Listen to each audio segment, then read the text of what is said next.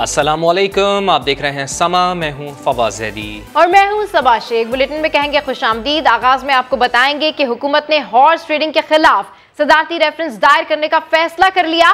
वजीर आजम की जेर सदारत इजलास में आईनी और कानूनी ऑप्शंस पर गौर किया गया। वजीर आजम ने अपोजिशन की तमाम जमातों का डट कर मुकाबला करने का ऐलान कर दिया है।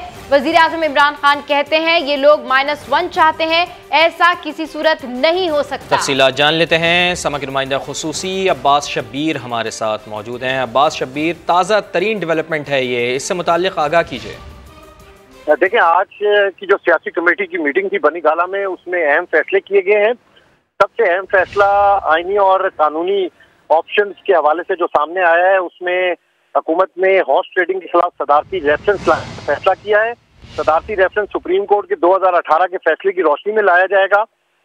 मुशीर पार्लिमानी अमूर डॉक्टर बाबर अवान और अटॉर्नी जनरल ने वजीर आजम को ब्रीफिंग दी है। इस मशावरती इजलास के फौरन बाद वफाकी वज़ीर दाखिला शेख रशीद और वजीर आजम इमरान खान के दरमियान 1-on-1 मुलाकात भी हुई है। मशावरती इजलास में आज वजीर आजम ने ये कहा है कि लोग -1 चाहते हैं, ऐसा किसी सूरत नहीं हो सकता। शुक्र है कि मुतालबा कर रहे हैं कि इससे हम और ऊपर जाएंगे।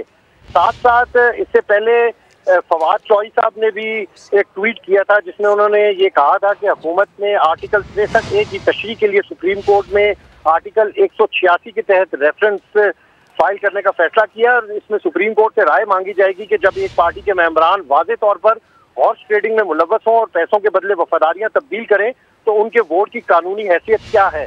क्या ऐसे मेंबरान जो अपनी वफादारियां माशी मफादात के वजह से तब्दील करें, उनकी नाअहलियत जिंदगी भर के लिए होगी या उन्हें दोबारा इंतखाबात लड़ने की इजाजत होगी। साथ साथ सुप्रीम कोर्ट से दरख्वास्त की जाएगी कि इस रेफरेंस को रोजाना की बुनियाद पर सुनकर इस पर जल्द अज जल्द फैसला किया जाए। एक अहम मशावरती इजलास था जिसमें सदारती रेफरेंस हॉर्स ट्रेडिंग के खिलाफ लाने का हुकूमत ने बड़ा फैसला किया है। मुख्तलिफ और ऑप्शन के ऊपर गौर किया गया है। मुनर्रद अराकीन की वापसी कैसे मुमकिन हो सकती है, नाराज अराकीन जो है उनको कैसे मनाया जा सकता है, इस हवाले से भी वजीर आजम ने अहम टास्क दिए हैं। ठीक है, बहुत शुक्रिया अब्बास, आपसे अपडेट लेते रहेंगे। हुकूमत का हॉर्स ट्रेडिंग के खिलाफ सदारती रेफरेंस लाने का फैसला, इस हवाले से मजीद बात करते हैं ब्यूरो चीफ इस्लामाबाद खालिद अजीम साहब हमारे साथ मौजूद। खालिद अजीम साहब, वफादारियां बदलने वालों के वोट की कानूनी हैसियत क्या है? देखें जी, ये हुकूमत इन्वोक करने जा रही है सुप्रीम कोर्ट की एडवाइजरी जूरिस्डिक्शन, जो कि आइन के आर्टिकल 186 के तहत होता है। और इसमें ये है कि कोई एक ऐसा मामला जिसको सदर मुमलिकत ये समझते हैं कि ये क्वेश्चन ऑफ लॉ है, उसके बारे में वजाहत के लिए सुप्रीम कोर्ट से राय तलब की जाती है। और ये बात ज़हन में रहनी चाहिए कि इसके नतीजे में इसकी पूरी छानबीन के बाद वहाँ पे समाअत के बाद अदालत जो कुछ जारी करेगी वो उसकी ओपिनियन है, फैसला नहीं है। अलबत्ता उसकी रोशनी में हुकूमतों को सहूलत मिल जाती है कि वो मज़ीद उसको उसके मुताबिक डिवाइस कर सकते हैं सारे मामले को। और इस वक्त हुकूमत के सामने ये मरहला दरपेश है कि आइन का आर्टिकल 63A उसका जो कि फ्लोर क्रॉसिंग से मुतालिक है, क्या उसका इतलाक जो है वो उन लोगों पे भी हो सकता है कि जो ज़बानी तौर पे डिक्लेयर कर रहे हैं कि अब वो अपनी पार्टी के ख़िलाफ़ वोट देने जा रहे हैं। ख़ास तौर पे ये तहरीक आदम एतमाद के मामले में वोट देने के बाद तो जो सिचुएशन है वो आइन का आर्टिकल 63A का जो 1B है उसमें बड़ा क्लियर है।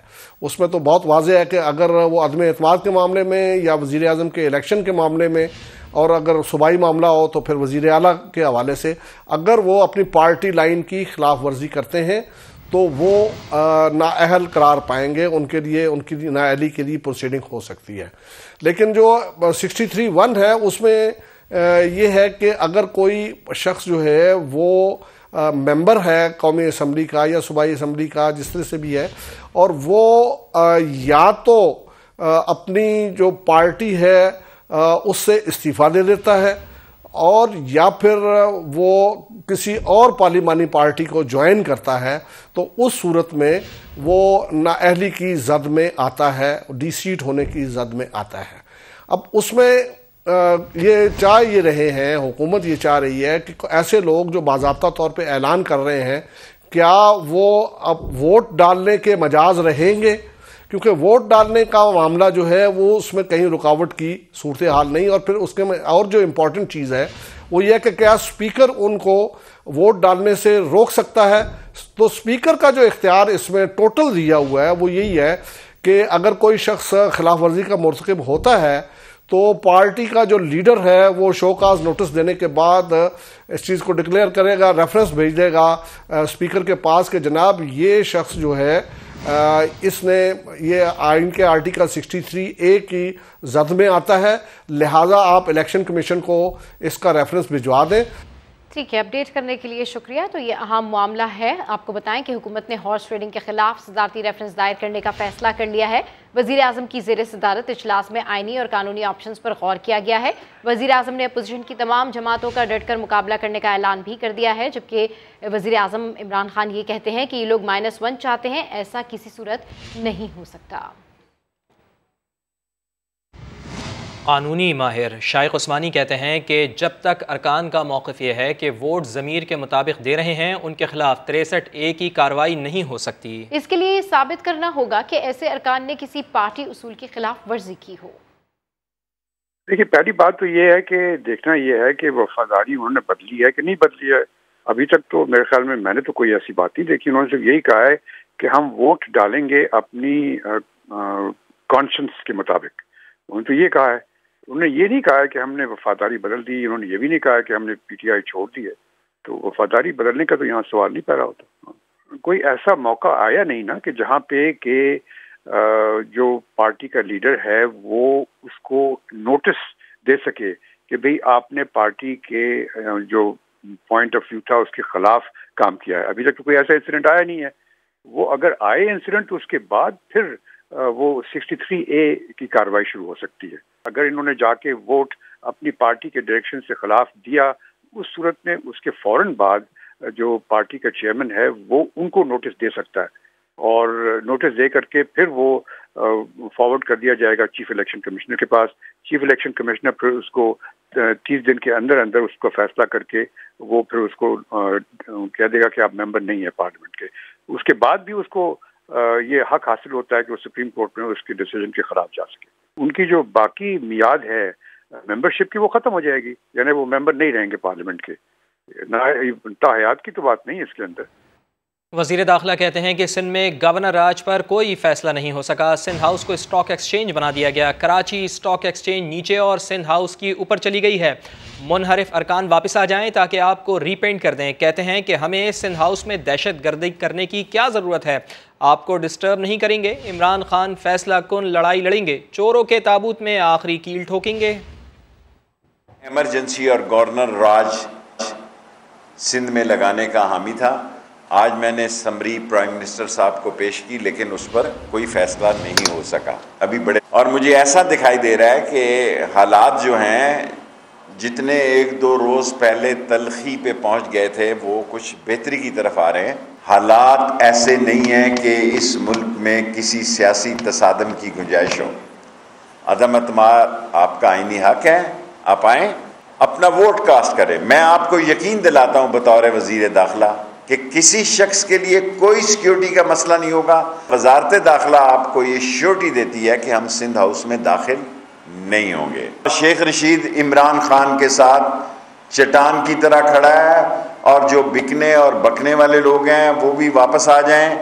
और जो हलाली और असली होता है वो इम्तहान के वक्त अपने दोस्तों के साथ खड़ा होता है। जो मफाद परस्त होता है और ज़मीर फरोश होता है वो जब अपने हलकों में जाएंगे इनको पता लग जाएगा। इसलिए मैं सियासी बड़ा वर्कर होने की हैसियत से उनको कहता हूँ, वापस आ जाओ, तुम्हें कुछ नहीं कहा जाए।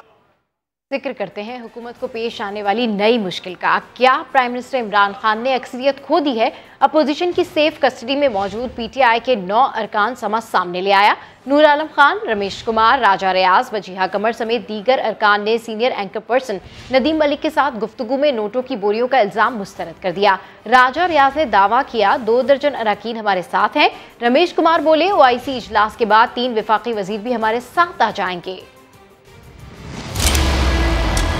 आपको किसने खरीदा? कोई किसी ने पैसा नहीं दिया। हमने अब वोट जो है वो अपने ज़मीर के तहत देना है, ज़मीर के तहत देना है। हमने ये महसूस किया कि ये जो वाक़या लाजिस में हुआ है ये हमारे साथ भी हो सकता है, इसलिए हम यहाँ पे आए हैं।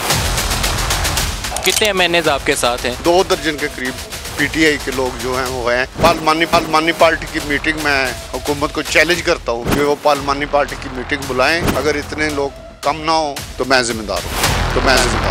3 एमएनएज़ पीटीआई से यहाँ, आपके अलावा और कितनी है? जी और भी है। कितनी? जी। फीमेल एमएनएज़ पीटीआई की यहाँ मौजूद है? जी। कोई बोरी नहीं मिली आपको नोट? हाँ जी जरूर, बोरी जो है ना वो जो हम सुने रहे हैं टीवी पे कि कोई बोरियों के मुंह भी खोले हुए हैं, लेकिन ये बड़ी रेडिकुलस बात है और ये बहुत गलत बात है, इस तरह के इल्ज़ाम और बहतान लगाना, और मैं कंडेम करती हूँ। इन्होंने खुद अपने पाँव पे कुल्हाड़ी मारी। 3 फेडरल मिनिस्टर जो इस तरफ आ चुके हैं, उन्होंने कहा है कि हमें ये ओआईसी के बाद हम आपके पास ओपनली रिजाइन करके आ जाएंगे। बाकी वजीर 3 आ चुके हैं, एक और जो है वो आने वाली है। अब कल जो हमारे अखिलती एमएनएस 4 वहाँ पे मिलकर आए ना पीएम से, मैं आपको कहता हूँ उसमें से भी 1-2 लोग इधर 33 लोग जो है जो यहाँ पे मुख्तलिफ रुपयों के ऊपर या पैसों के ऊपर कोई एमएनएस बिकते नहीं कर सकता है। मैं एक अनमोल हूँ। पीटीआई रुकने कौमी असम्बली नूर आलम खान कहते हैं कि वोट देने का फैसला ज़मीर के मुताबिक करेंगे। बासित बुखारी ने कुरान पाक उठाकर हल्फिया कह दिया है कि उन्होंने एक पैसा नहीं लिया। सिंध हाउस में पनाह लेने वाले रुकने असम्बली नवाब शेर वसीर ने दावा किया है कि 30 अरकान असम्बली हमारे साथ हैं, डंके की चोट पर पार्लियामेंट जाएंगे। सिंध हाउस में नोटों की बोरियां लेके बैठे हुए हैं। चोरी के पैसे से सियासतदानों को खरीदा जा रहा है। 20-20 करोड़ आपने उनके ज़मीर की कीमत लगा दी है। इल्ज़ाम ये है प्राइम मिनिस्टर का कि 20-20 करोड़ में एक एमएनए है। आपको कितने करोड़ मिले? पैसे लेकर वोट बेचते हैं या देते हैं, वो हज़रत मोहम्मद मुस्तफ़ा सल्लल्लाहु अलैहि वसल्लम के उम्मती नहीं है। क्या इमरान खान साहब के पास जब हम आए थे तो क्या हमें 20 करोड़ वो मिला था जब हमने इनको वोट दिया? जो मेरी आवाम का ख्याल करते हैं मैं उसके साथ हूँ। मुझे कोई परवाह नहीं है सीट की, मुझे कोई वो नहीं है सीट डी सीट हो जाऊँ मैंने बनूँ ना बनूँ कोई ज़रूरी है जी। एक कुरान शरीफ है जी, बिस्मिल्लाहिर्रहमानिर्रहीम। मैं इस कुरान शरीफ पे हाथ रख के कह रहा हूँ, मैं एक पैसे का दावादार हूँ। धमकी तो मैं किसी से नहीं डरता। हमारी बातें चल रही हैं, हमने कोई अभी तक पार्टी तो नहीं छोड़ी। अगर आप एमएनएज़ की गिनती करते हैं तो मोर देन 30 मंडियां लगी हुई हैं। इंसानों को खच्चरों, घोड़ों और गधों की तरह बेचा जा रहा है। चौधरी साहब को ये कहा है कि एक अच्छे घर का बेटा है, ऐसी लबान इस्तेमाल ना करे। वो अपनी पुलिस को, अपनी टीम को गधे, घोड़े, खच्चर ना कहे। हम ये समझते हैं कि 25, 40, 30 भी हो सकते हैं। डंके की चोट पे जाएंगे हमको किसी को बिके हुए। वो जिन्हें आज ज़मीर रोशन नजर आते हैं, कल तक वही आसिफ अली जरदारी पर हॉर्स ट्रेडिंग का इल्जाम लगाते थे। नून लीग की रहनुमा अरकान असेंबली की खरीदो फरोख्त पर चिरागपा नजर आते थे। क्या कहते थे ये लोग, सुनते हैं। ये जो इलेक्शंस में मंडियां लगी, वोट खरीदे गए, बेचे गए, मेंबर्स को तोड़ा गया, वो 22 करोड़ अवाम की तौहीन है, वो आपके वोट की तौहीन है, वो आपकी तौहीन है।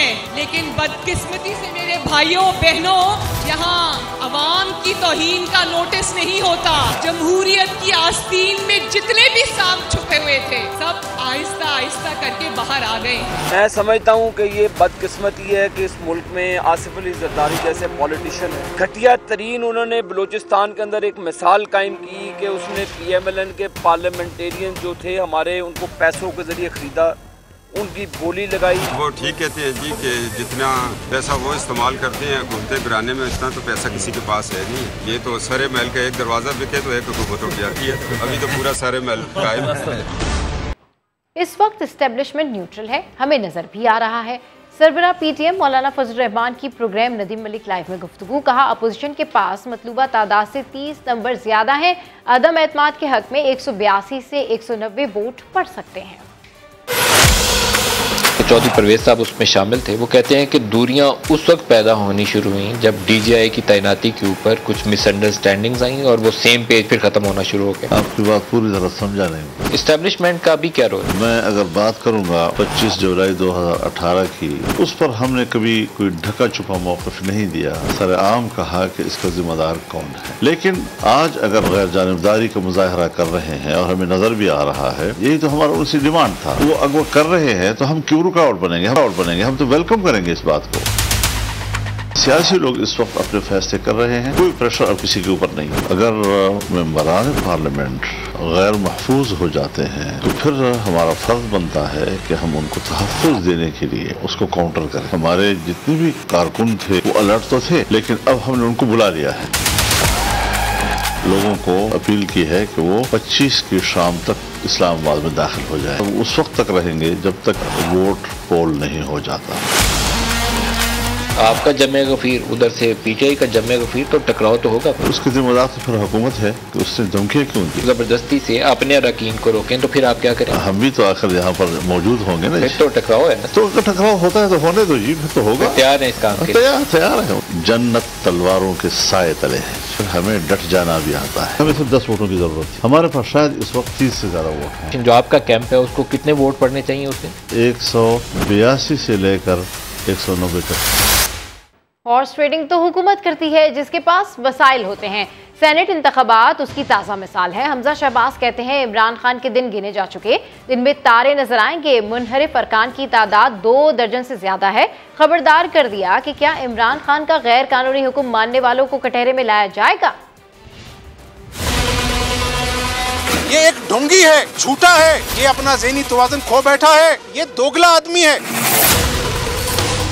इसके दिन गिने जा चुके हैं। इसके दिमाग के अपर चैम्बर में खाना खाली है। 4 सालों में इमरान नियाजी ने तमाशबीनी की, अवाम से ढोंग रचाया। ये आदमी अपना एतमाद खो चुका है, ऐवान का एतमाद खो चुका है। अगर किसी सिक्योरिटी सिविल इदारे ने इसके कहने पर कोई भी गैर कानूनी हरबा आजमाया तो हम उसको कटहरे में लेके आएंगे। हमने इमरान नियाजी की तरह मंडियां नहीं लगाई। अरे मियाँ, हॉर्स ट्रेडिंग तो हुकूमत करती है, राज की बातें नहीं खोल सकता। 2 दर्जन नहीं, इससे कहीं ज्यादा हैं। वक्त आने पर राज खोलेगा तो इमरान नियाजी को भी दिन में तारे नजर आएंगे। किसी के पास जादू की छड़ी नहीं है। ये किसी अकेले शख्स, किसी अकेले जमात की बस की बात नहीं है। तमाम सियासी जमातों को बिठाएंगे और एक ही एजेंडा होगा कि हमने पाकिस्तानी अवाम को और पाकिस्तानी मईशत को ट्रैक पे लेके आना है। वज़ीर-ए-आला पंजाब उस्मान बुज़दार कहते हैं अपोजिशन ने वोट की बजाय नोट को इज्जत देकर अपनी साख तबाह कर ली। सियासी इंतशार फैलाने की कोशिश अपोजिशन को बहुत महंगी पड़ेगी। इसकी मज़ीद तफसीलात जानते हैं समा के नुमाइंदे मोहसिन बिलाल से। जी मोहसिन, क्या अपडेट्स हैं? जी बिल्कुल, जब से पंजाब में भी अदम एतमाद की बात सुनाई दी है और माइनस बुज़दार का ऐलान किया गया है तरीन ग्रुप की जानिब से, तब से उस्मान बुज़दार काफ़ी ज़्यादा मुतहरिक हैं। आज उन्होंने रुकने कौमी असम्बली रियाज फतियाना से मुलाकात की और इस मौके पर उस्मान बुज़दार का ये कहना था कि अपोजिशन ने वोट की बजाय नोट को इज्जत देकर अपनी साख तबाह कर ली है। पूरी कौम ने अपोजिशन के गैर जमहूरी और गैर अखलाकी फेल को मुस्तरद कर दिया है। उस्मान बुज़दार का ये भी कहना था कि मुखालफिन के हर हट करने का डटकर मुकाबला करेंगे। सियासी इंतशार फैलाने की कोशिश अपोजिशन को बहुत महंगी पड़ेगी। उनका ये भी कहना था कि कौम कल भी कप्तान के साथ थी और आज और कल भी कौम के कप्तान के साथ रहेगी। जी ठीक है, अपडेट करने के लिए शुक्रिया मोहसिन। Welcome back. जब से इमरान खान ने एब्सोल्युटली नॉट और यूरोपीय यूनियन को 2 टोक जवाब दिया, अपोजिशन ने अंदरूनी और बैरूनी सतह पर साजिश शुरू कर दी। अदम एतमाद इसी सिलसिले की कड़ी है। वफाकी वजीर मुराद सईद कहते हैं कि ये सर्कस तो खत्म हो जाएगा मगर खुददार पाकिस्तानी कौम इनसे जरूर सवाल करेगी। मुराद सईद ने अपोजिशन को जमीरों का सौदागर करार दे दिया। इनका कौम से, मुल्क से कोई सरोकार ही नहीं है। ये तो जमीरों के सौदागर है और यह जमीर फरोश है। जो MNA चाहे वो नून लीग का हो, पीपल्स पार्टी का हो, वो अगर इस साजिश में हिस्सा बनेगा वो सवालों के जवाब देगा। रोजाना सर्कस लगाते हैं, इस जाती मफादात की जंग लड़ रहे हैं, इनका पैसा बाहर पड़ा हुआ है। क्या ये दुनिया की आंखों में आंखें डाल के बात कर सकते हैं? इनसे सवाल पूछना है। इमरान खान ने जब खुददारी की बात की, एब्सोल्युटली नॉट बोला, ड्रोन गिराने की बात की, यूरोपियन यूनियन को जुर्रत सवाल किया तो उसके बाद आप सब मुत्तहिद हो गए और बैरूनी और अंदरूनी साजिशें शुरू हो गई। इमरान खान के साथ तो इनका मुकाबला है नहीं, कर ही नहीं सकते। नजरिए और जाती मफादात की जंग में नजरिया जीतेगा। 3 साबिक वज़ीर आज़म यूसुफ रज़ा गिलानी, राजा परवेज अशरफ और शाहिद खाकान अब्बासी ने खबरदार किया है कि पार्लियामेंट लॉजेस वाली हरकत सिंध हाउस में दोहराई गई तो संगीन नताइज होंगे और तमाम तर जिम्मेदारी वज़ीर आज़म और वज़ीर दाखिला पर होगी। मुश्तरका बयान में पुलिस और इंतजामिया से कहा कि किसी सियासी अमल का हिस्सा ना बने। तहरीक अदम एतमाद के अमल में पुलिस इंतजामिया का फरीक बनना आइन शिकनी होगी और अरकान कौमी असम्बली के खिलाफ पुलिस गर्दी पार्लियामेंट पर हमला तसव्वुर होगा। ये भी कह दिया कि नहीं छोड़ूंगा कहने वाले को अब सभी छोड़कर जा रहे हैं। स्पीकर कौमी असम्बली की मुजरिमाना खामोशी से साबित हो चुका कि असद कैसर आइन के नहीं बल्कि पार्टी लीडर के ताबे हैं।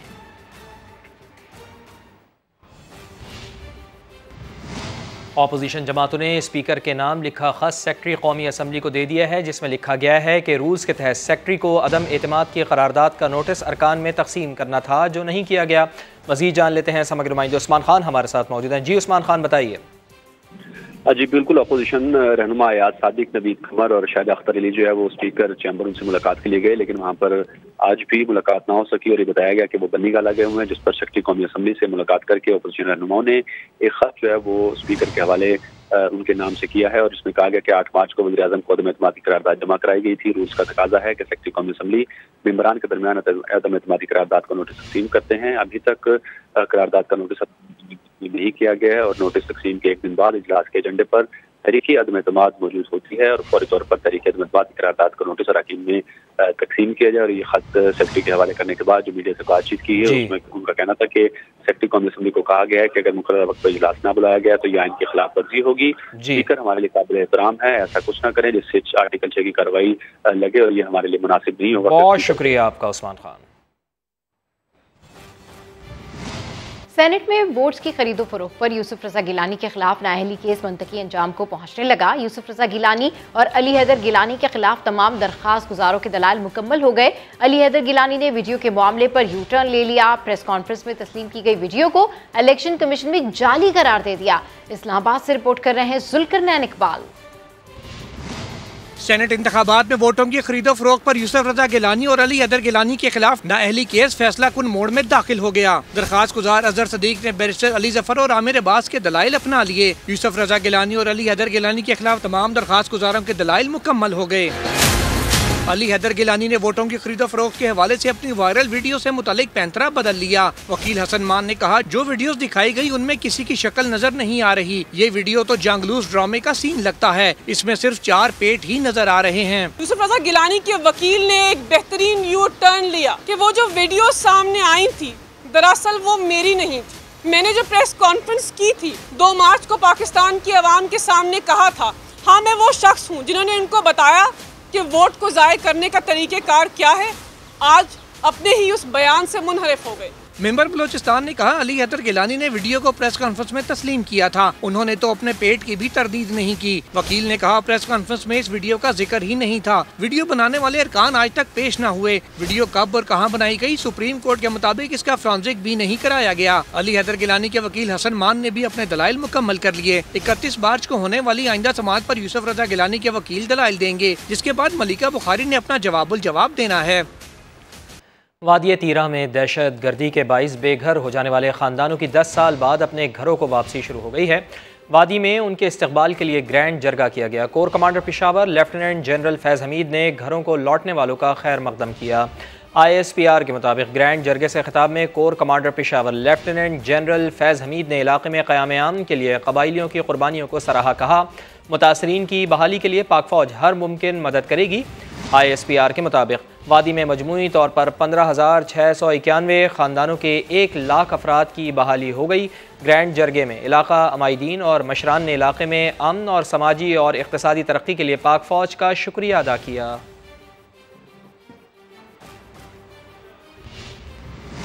और बिलावल भुट्टो जरदारी के ट्वीट के हवाले से आपको अपडेट करें कि उनका कहना है कि हिम्मत है तो गवर्नर राज लगा कर दिखाओ। उनका ये कहना है कि हिम्मत है तो गवर्नर राज लगा कर दिखाओ। Chairman Peoples Party Bilawal Bhutto Zardari का ये ट्वीट सामने आया है, जिसमें उनका कहना है कि इमरान खान कल नहीं आज ही गवर्नर राज लगाओ, हम सब इस्लामाबाद आकर आपको जवाब देंगे। Chairman Peoples Party Bilawal Bhutto Zardari का ये ट्वीट सामने आया है, जिसमें उनका कहना है कि हिम्मत है तो गवर्नर राज लगा कर दिखाओ, इमरान खान कल नहीं आज ही गवर्नर राज लगाओ, हम सब इस्लामाबाद आकर आपको जवाब देंगे।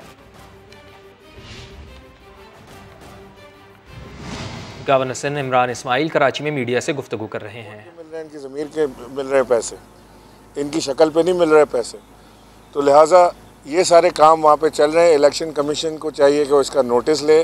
बराह रास्त टेलीविज़न के ऊपर बैठ के PMLN के एक लीडर ने ये फरमाया कि जी हम हॉर्स ट्रेडिंग कर रहे हैं। तो ये कौन सा मुल्क है जिसके अंदर आप TV पर बैठ के कह रहे हैं हॉर्स ट्रेडिंग कर रहे हैं? आप देख रहे हैं कि यहाँ क्या हो रहा है और आंखें बंद किए बैठे हैं। और इमरान खान को कैसे नोटिस भेज सकते हैं कि आप स्वात के जलसे में क्यों जा रहे हैं? यहाँ नज़र नहीं आ रहा कि क्या हो रहा है। इलेक्शन कमीशन को इस वक्त भरपूर एक्शन में नज़र आना चाहिए। इस वक्त जो मुल्क में हो रहा है ये आने वाली नस्लें भी इसको याद रखेंगी कि जिस तरह से यहाँ पे मंडियाँ लगा के हुकूमत टॉपल करने की कोशिश की जा रही है।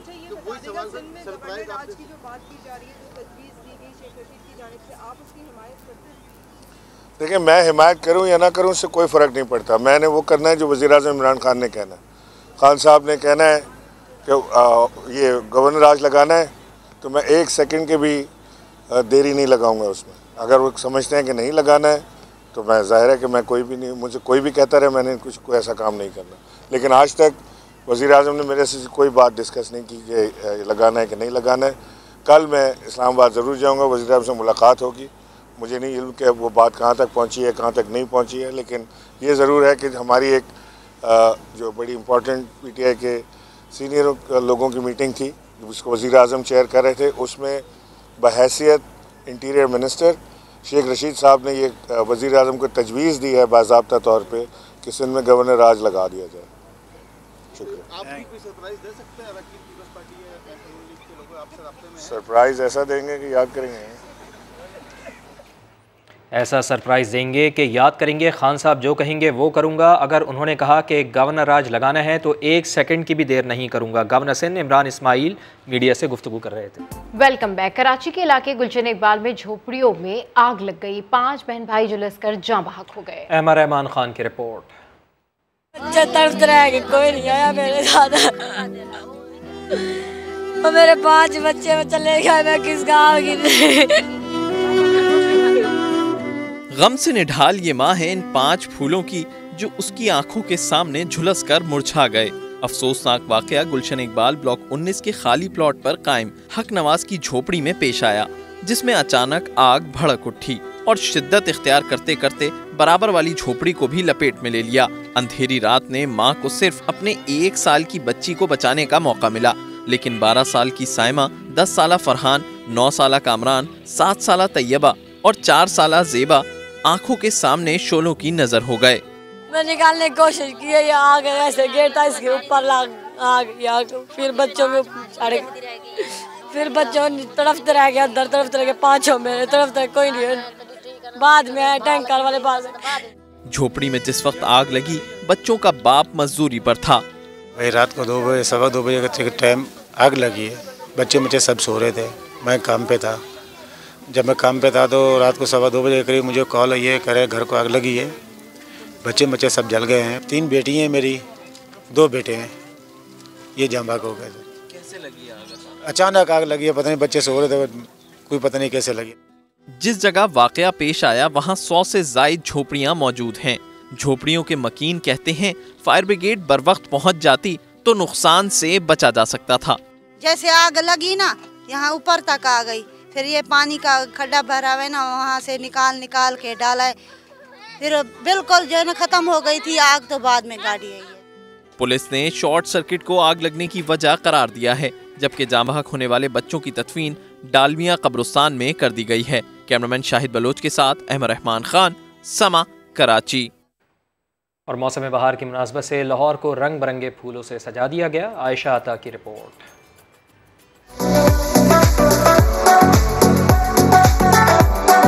बहार की आमद के साथ ही बागों के शहर में हुई फूलों की हुक्मरानी। लाहौर के सरसब्ज़ो शादाब बागात फूलों से लद गए।